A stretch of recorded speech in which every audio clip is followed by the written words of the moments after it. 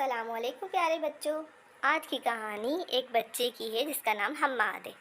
حماد ہمیشہ کی طرح کلاس میں حاضر تھا اور آج سر نے علامہ اقبال کی ایک نظم پڑھائی تھی اور اس کا سرپرائز ٹیسٹ لینے کا بولا۔ تمام بچوں نے یہ بات یاد رکھی۔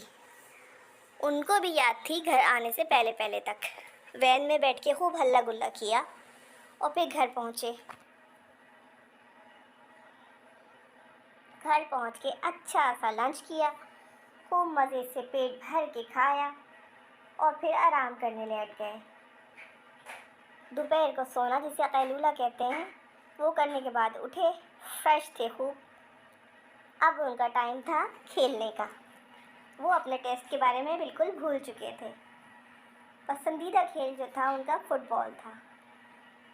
تقریباً 1-1.5 گھنٹہ وہ کھیلنے کے بعد وہ گھر آئے اور سو گئے۔ اگلے دن جب سرپرائز ٹیسٹ ہوا تو ان کی کارکردگی 0۔ انہیں کل کی پوری روٹین یاد آئی جس میں پڑھائی کہیں بھی نہیں تھی۔ انہیں بہت افسوس ہونے لگا اور رونے آنے لگا۔ وہ رونے بھی لگے کیونکہ سر نے یہ کہا تھا کہ ٹیسٹ پیپر کو بابا سے سائن کروا کے لانا ہے اور ان کے ٹیسٹ پیپر میں آئے تھے 0۔ انہیں پتہ تھا کہ ان کے بابا انہیں ضرور ڈانٹیں گے۔ بہرحال ہمت کر کے وہ گھر پہنچے۔